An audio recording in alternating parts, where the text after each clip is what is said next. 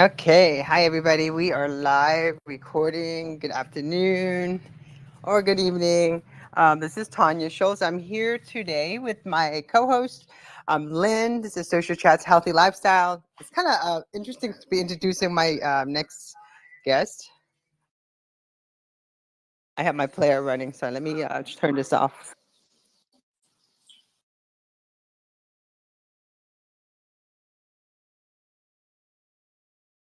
So Sandra Lopez here today, our guest, is actually she is a social chats broadcaster. She started social chats with me back in 2010. We did social chats health every Wednesday at 1 o'clock.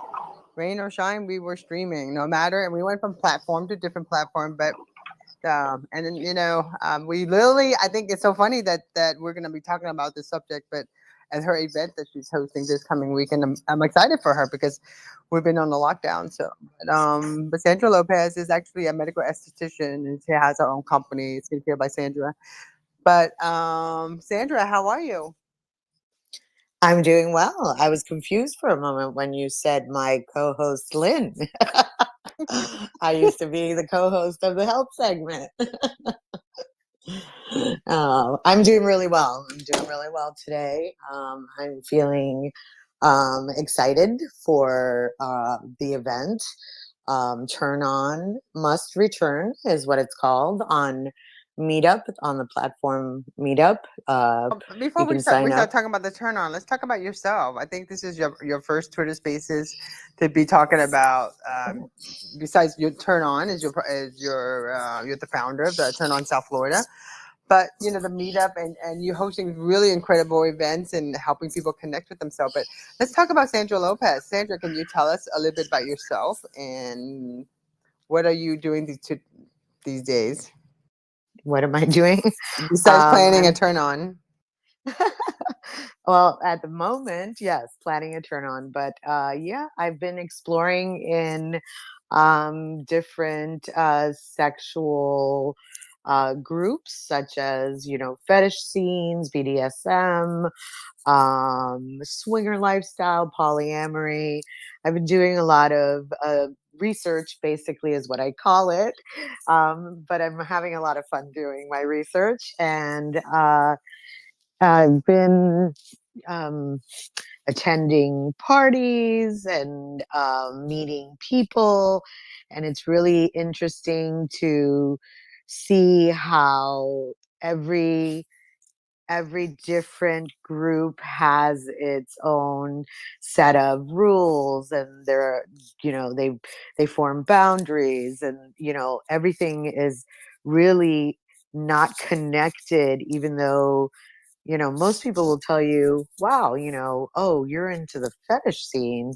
You guys are swingers. And so it's interesting to learn a lot about the different groups out there that are in an open sexuality, and um, also learning how they become what they become, like how they become as open as they are, what makes Yeah, but all them. the it sounds like a book and coming. It sounds like you should be writing a book about this.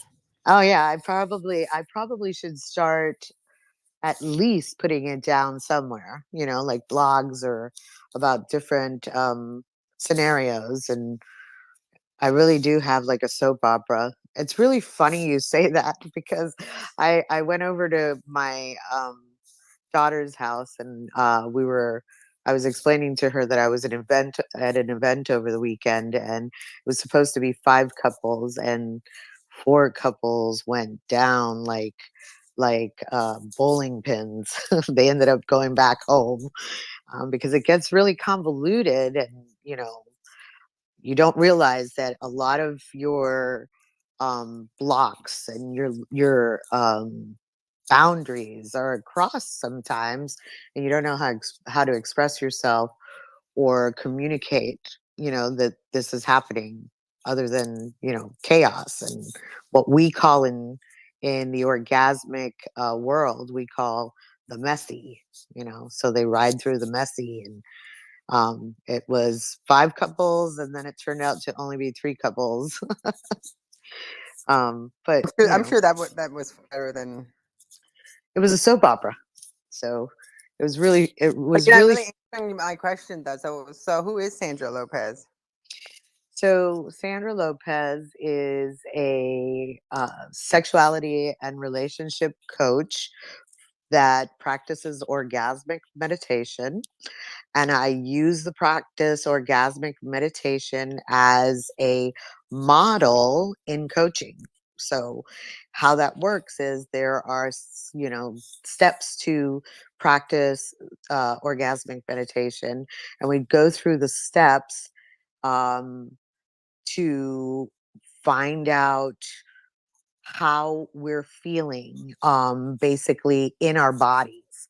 So a lot of people get in their head when they're in a sexual practice or even a relationship. So this is like anything from the relationship you have with your professor, or the relationship you have with the mailman, or the relationship you have with your partner. So in every aspect and every facet of relationships, how you show up, basically how you feel when you interact with others. And it's all about connection. And so I teach people how to feel more comfortable in their sexual self. And once they are empowered by that, they have like an exponential growth in their business or their personal lives, their relationships with their parents, their relationship with their children. So that's what I do. So I help people grow in the into their sexual self, basically.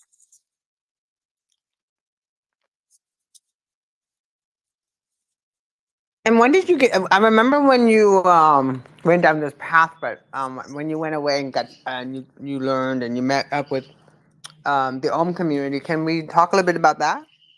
Well, actually, we were hosting the health segment of Social Chats back in 2013, and your friend, Dr. Anna Becca, had discovered this group in California that was called the Om Community.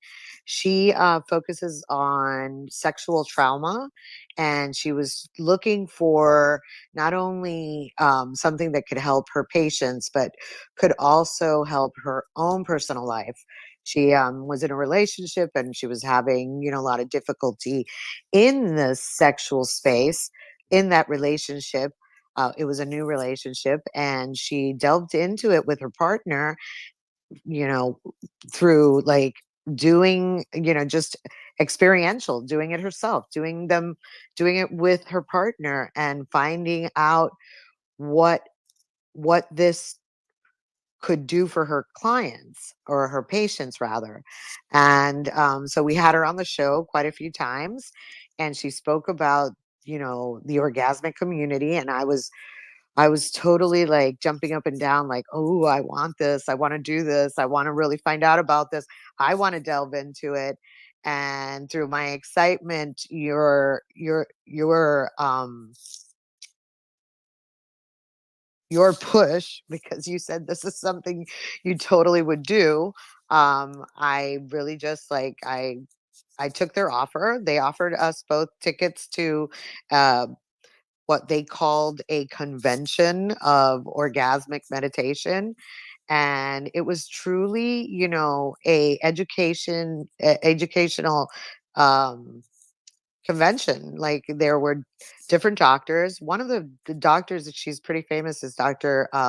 Gottfried, and she focuses on female hormones. And she was one of the speakers there, and they explained how, we're all every human is meant to connect, and we get a disconnect because of many different factors. And they go into all the different factors that help us disconnect. And women in particular are the suppressed, uh, ones, the ones that are shamed. And they talk a lot about shame. And then, there was a doctor there that was expressing connection to food and orgasmic food. And so it encompasses so many things that I was really like, well, this isn't what I expected. I was looking for something like in the realm of sex, and this is so much more, and this could help so many people. And the funny thing to me is that in my experience, that while I've been running a turn on, which I picked up in California through a coaching um, course that took 10 months. Um, Didn't you while go to I've, California once a month to meet up with these people to get just to get your credits yes, for ma'am. like 10 months? That's what I did. That's what I did for 10 I didn't months. I didn't go to this conference because I really don't travel well. So Sandra knows, she knows I can't travel very well. But she laughed and she came back. She's like she's doing this whole program. So it was incredible to watch her journey. Yeah. I mean, I didn't expect that I was going to spend all this money on, becoming a life coach to help people with sexuality and relationships. Really, I wanted to learn more about the practice and have it help me grow. And so a lot of the people that show up to the coaching program are basically there for their own self-help. So we really we were really surrounded by very, intellectual beings, and we were also similar in why we were there and what what it was going to do for us. So anyway, so I came back and I started coaching, and I started running what's called a turn on, which is basically a way to find new clients, to find people that you can help in that sexual realm.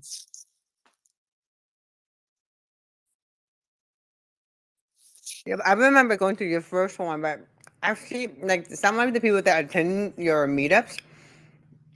I really have seen a transformation with them in the personality. Can we talk a little bit about that? Sure, sure, sure. It's really beautiful to see someone, like just open up like a flower, and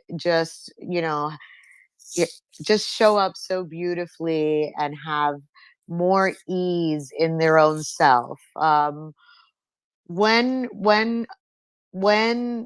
someone shows up to a turn on, they're usually curious about something. They really don't know themselves. And, it's the same experience I had when I went to my first turn on, where you, you really only find out when you're about to speak, and you start speaking from your truth, and it just starts to like roll out of your mouth, and then you have an epiphany, and like, oh, this is why I'm here. So we do like check-ins, and we play games, we play hot seats. It's a lot of, communication games.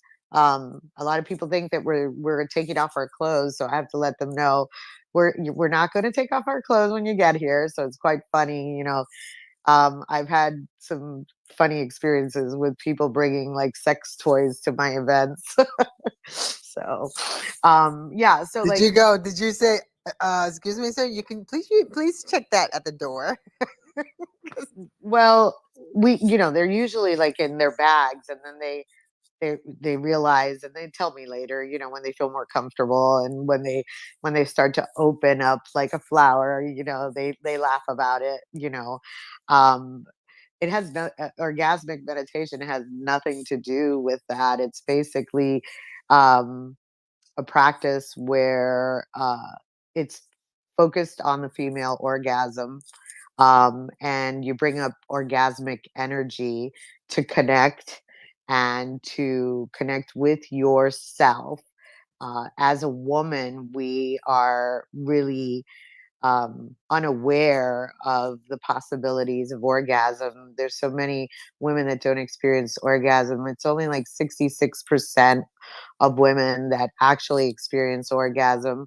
And if they are gay women, lesbian women, they are a little bit higher percentage. So there's like 30% of women are have never in their life experienced an orgasm. So this helps women grow in that area.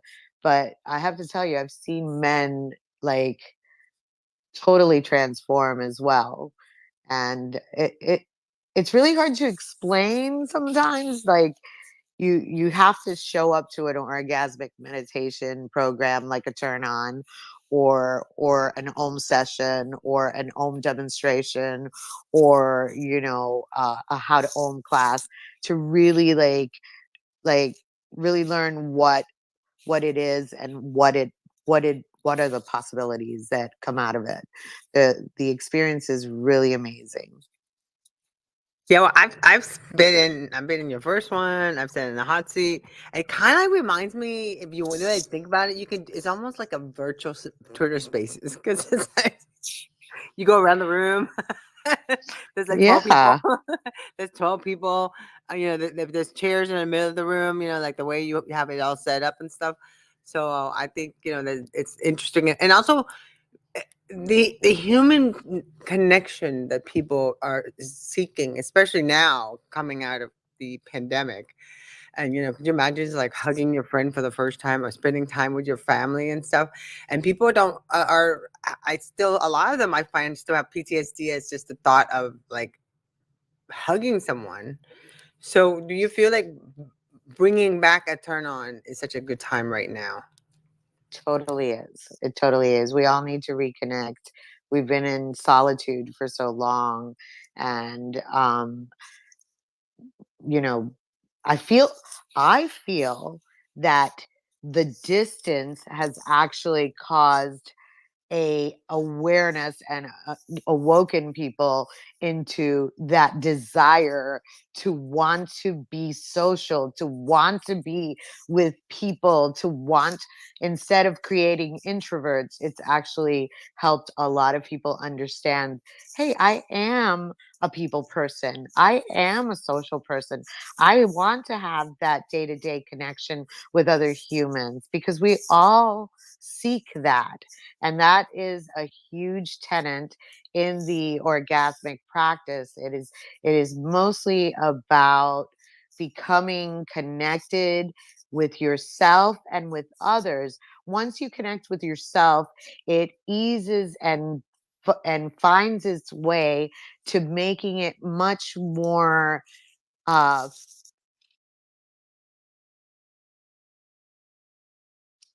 um, what's the word, resonant. So it resonates with others because they're feeling the same. So it becomes a very like shared experience with other people, other family members, whatever it is you're missing in your life. So it's not just about sex, but sex is really important. Is it about sex is communication skills? it is absolutely about communication skills. It's when you awaken that sexual self of yours, your mouth, what comes out of your mouth changes. Totally.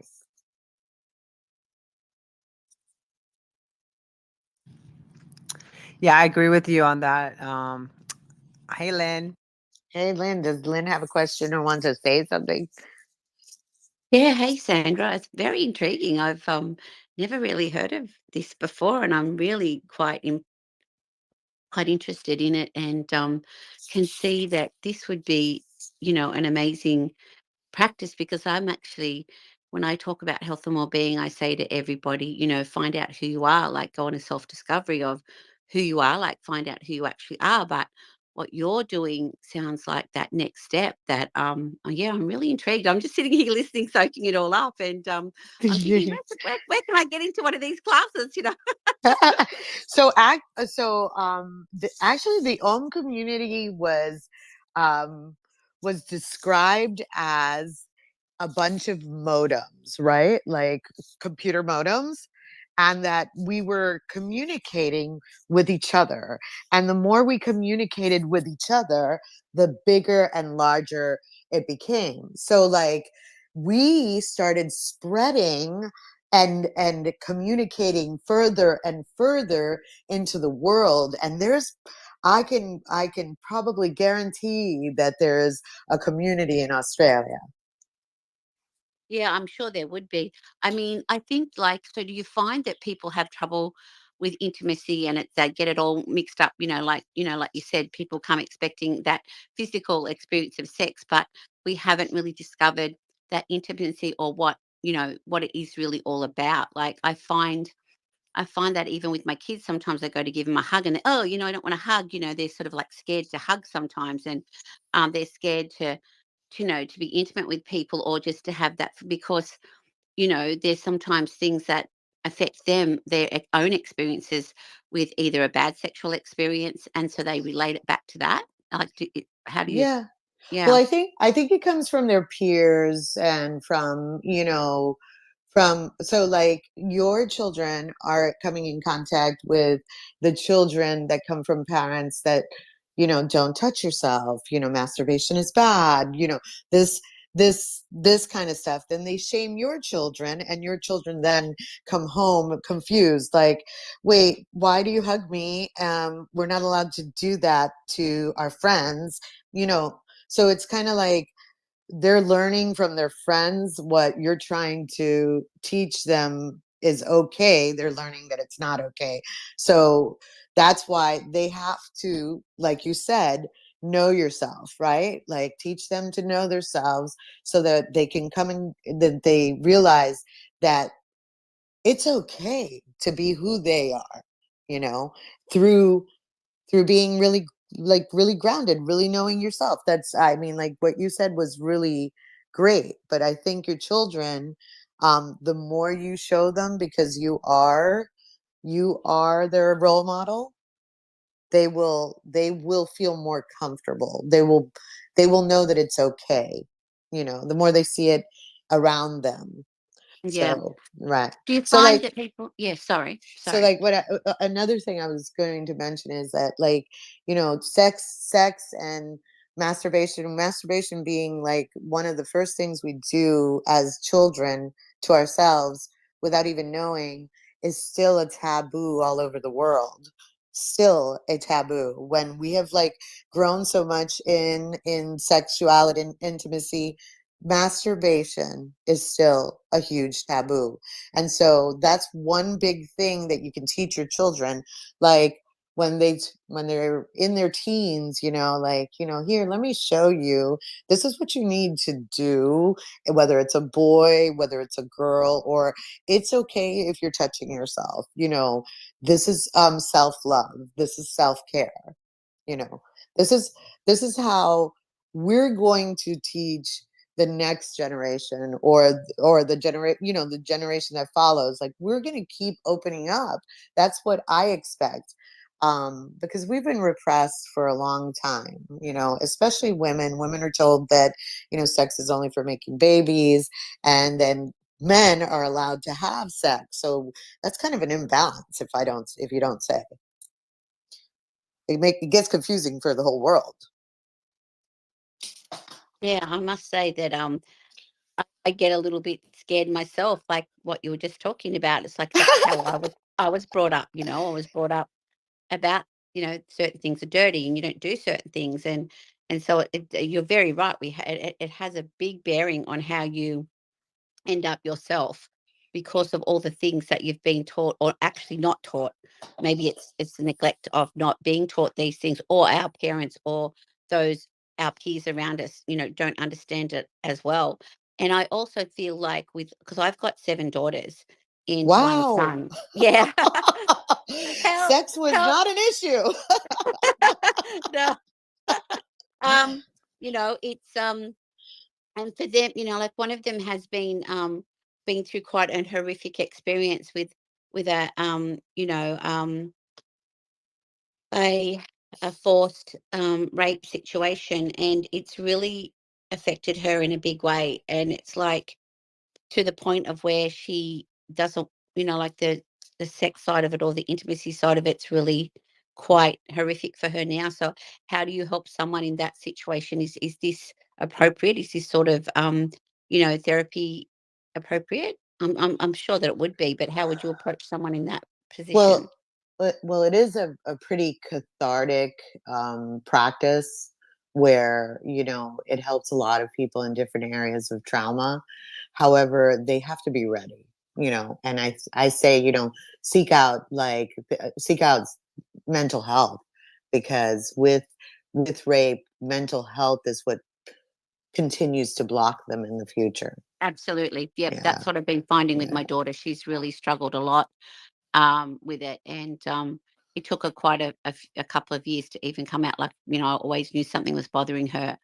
And she just, the day that she told me, she was just so devastated. And actually, she turned around and outed the person, like, on the social media side of it. And it's like this whole there's been a big movement here in where we live about, women having the right to, not, men not having the right just to be, it's all about sex and all about, their dominance. And apparently the perpetrator had been quite a popular musician, and so therefore a lot of women had been affected by it. But so they spoke out about it that way. I mean, I said to her, I don't think I would do it that way, but that's how they sort of seem to do it this day. Well, let's just out, because I didn't have social media. Like, I'm in my 60s, so I'm, Wow.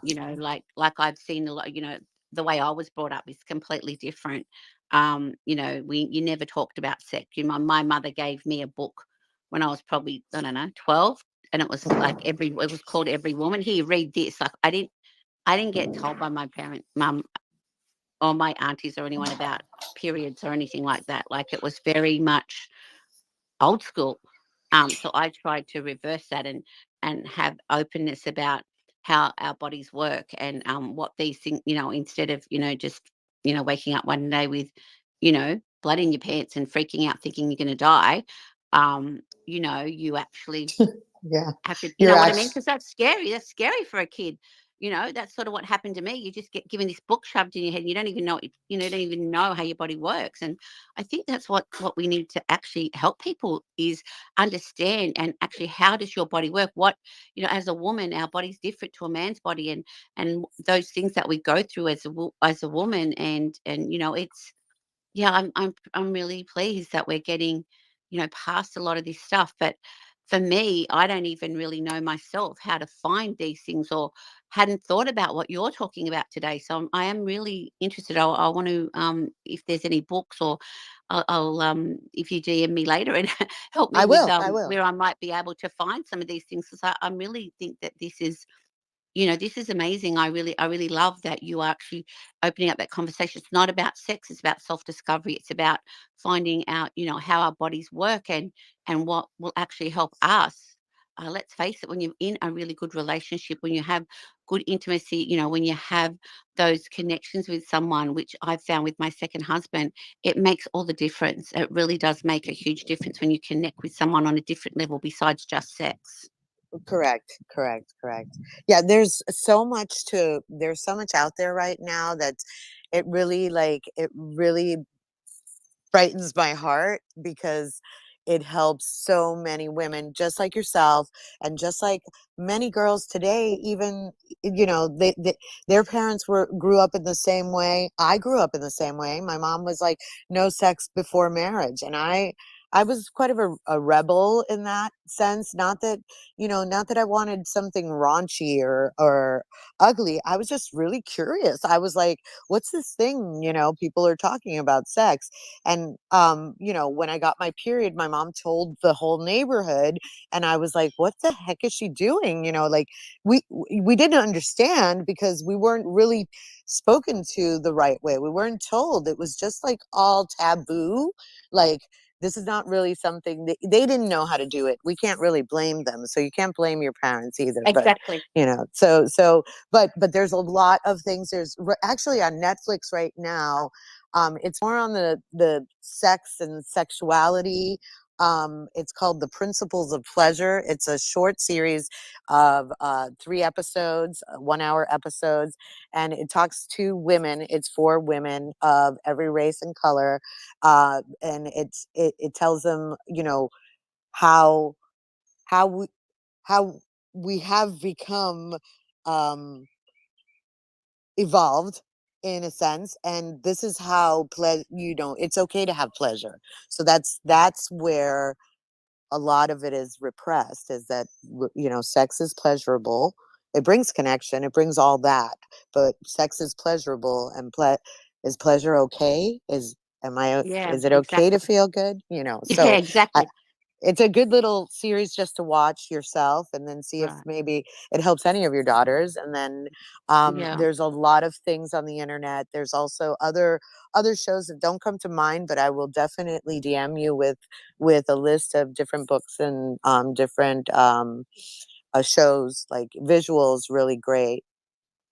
Yeah, it's certainly what you said about our parents not knowing, and that's exactly right. Like what they don't know, they can't pass on to us, and that's I've always been a very inquiring mind about how why did this happen and how did this happen. And I was funny. I asked my mum because she was a young. She actually had my brother when she was 15, Whoa. and then we all like came along. Like then 16 for me and 17 for my brother. Like she had 5 kids under 5 at 21.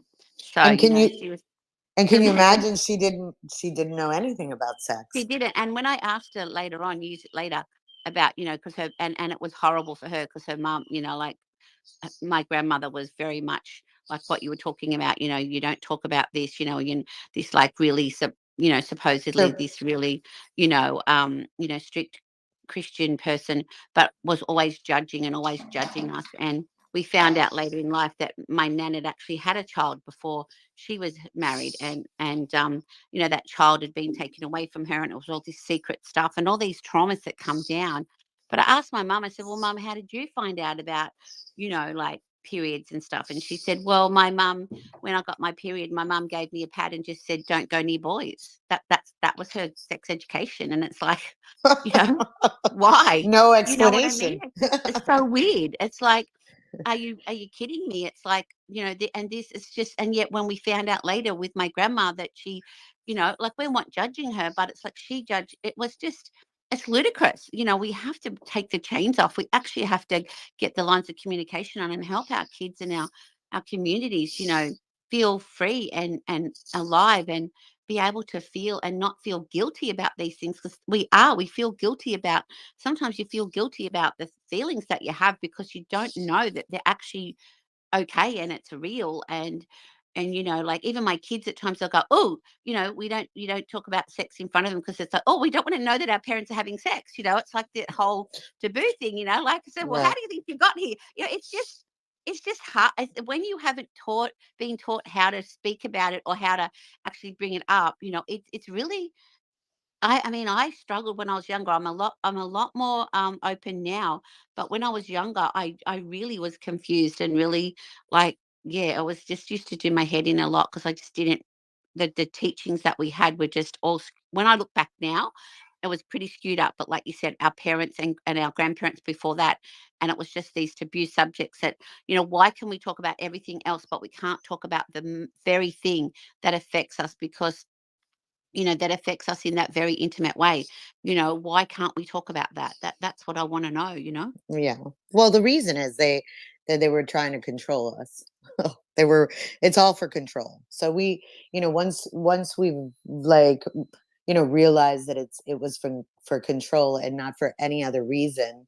um now everyone's speaking up, and everyone's stepping out, and realizing that it isn't a bad thing, it's not an ugly thing. Yes, you can compare it to something ugly like porn, but that is entertainment. And so this is what is important right now, is education, sexual education, so that once you know who you are, and you are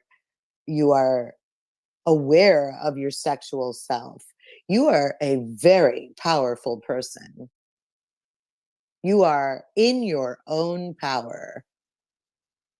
And this is the education that I tried to pass on. And so I'm excited for Turn On tomorrow, because we haven't had one since 2019. 2019, or the beginning of 2020. I think January of 2020 might have been the last one. I usually get about 15 to 18. 18 is my cap because I have a small room, but 15 to 18 people. And to keep it small, it's good. It gets more intimate. People get more into um, wanting to be vulnerable, wanting to be in the hot seat. Um, at first, I have a lot of like repeaters. They come back because maybe they didn't sit in the hot seat the first time, and then they want to sit in the hot seat the next time, which is one of the games we play, and we ask questions. And the rule is you can ask anything you want. So Okay, I was just going to ask about the hot seat. What happens in the hot seat? yeah. So in the hot seat, the person in the hot seat is allowed to tell the truth or tell a lie, but we encourage to tell the truth because the highest sensation, and it's all about feeling sensations and awakening your body. That's why it's called turn on. So it's like, let's turn on your body. Let's turn you on so that you can feel. And when you feel, that is the best way that someone will feel you. I always try to put it in the most, dumbed down terms, I don't mean the word dumb in a bad way, but like, just more layman's term, like people will understand it a little bit more. You're feeling, if you're feeling like crying, sometimes other people in the room will feel like crying as well. And so that is how we show that being vulnerable will connect us all. And then opening up and allowing someone to be vulnerable where they're feeling safe, because we keep a safe room, then allows them to really have some, cathartic moment where they figure out who they are, why they're there, and what they want. And so the biggest question for turn on, not for turn on, but for orgasmic meditation is like, it helps you figure out what you want in life, what you want to do, who do you want, how you're going to get it, so it helps awaken the body, and it awakens your entire self into, speaking your voice.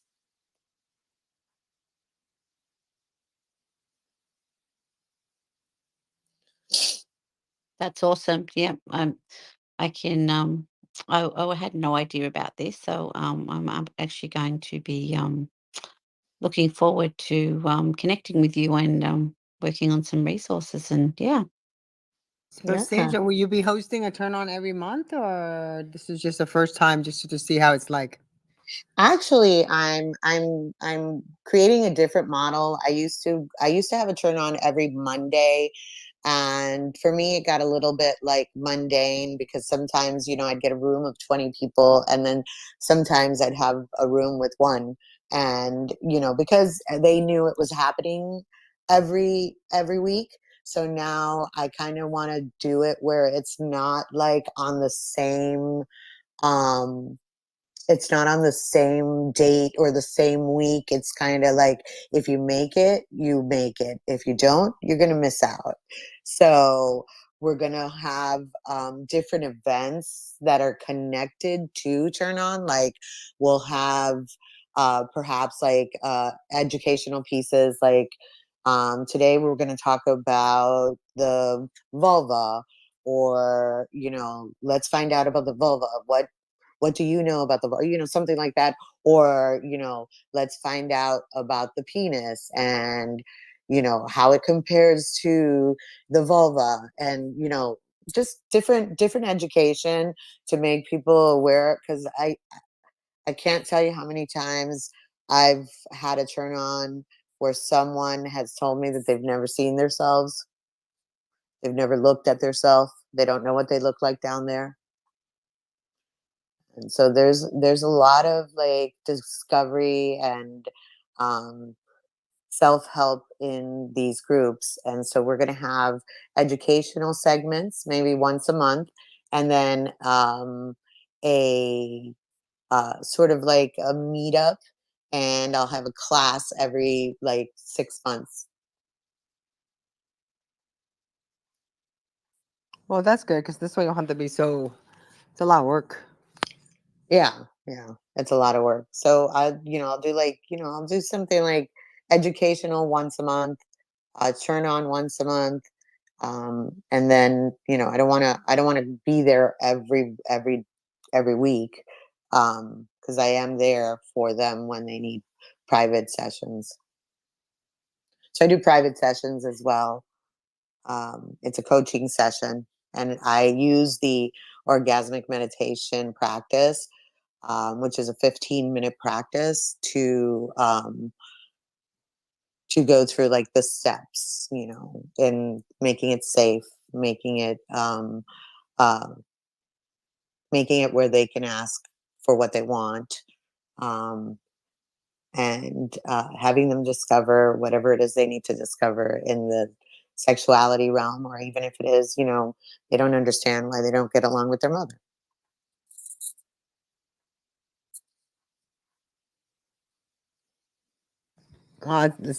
So it's about 6:45. We have one person that wants to ask and grab the mic. His name is Kumar Bayas. So he knows my friend Thomas. So we're gonna give him the mic. If I can get back to my profile. Hello, Kumar.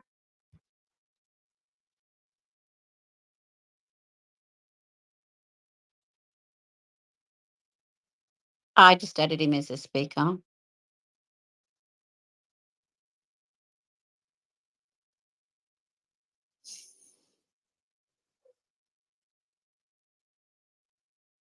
His internet is not doing well.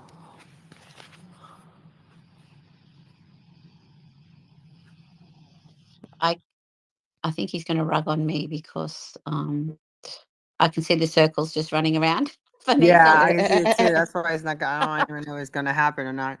But Lynn, where you're at, are you guys having more meetings?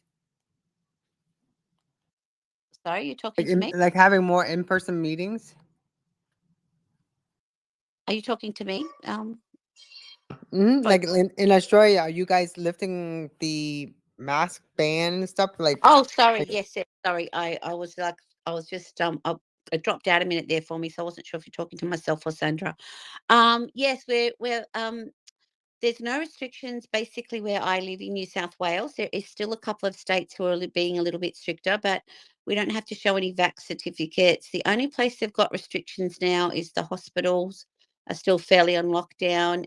If you go to the doctor's surgery, is about it. And some businesses who are in health, they are asking you, like, so if you go for an X-ray or you go into certain places like that, they ask you to wear a mask.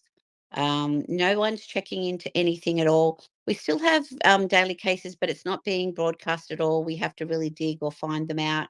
So there's no restrictions. If you've got, like, right now today, I just got a text from my daughter-in-law to say my son had COVID. We went to a wedding on the weekend, last weekend, my sister's wedding, and apparently they'd had COVID a week or so before that. So my granddaughter and my son have now got the COVID, but even the restrictions for that now, you only have to, like, I think it's a week maybe. If you're a close contact, you're then supposed to just check for symptoms. Like, it's not, it's actually, a lot of people are very confused about what you are supposed to do. And it's like, well, if you've got symptoms, then, test yourself. We have all those little test kits, the rapid antigen tests that cost about $10 per test. They don't encourage PCR testing anymore unless you've been directed to. Yeah, it's changed.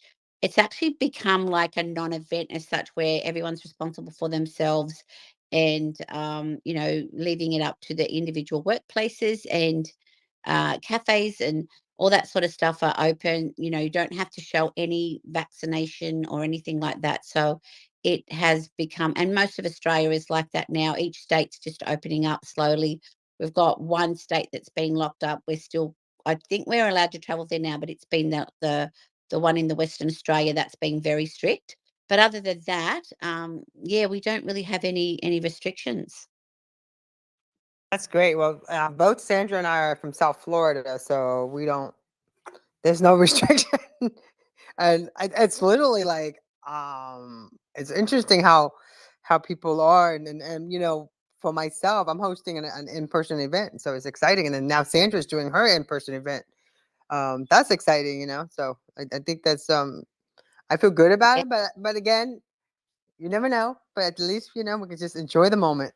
Very exciting. And I think, it gets to that point where I think, we do have to be responsible for our own health as well. And I feel like, we did have fairly strict lockdowns, not compared to the rest of the world. I don't believe one of our states was fairly strict, but I live in New South Wales and it hasn't been that, well, it has been strict, but not as strict as what, say, Sydney, because I live on the coast.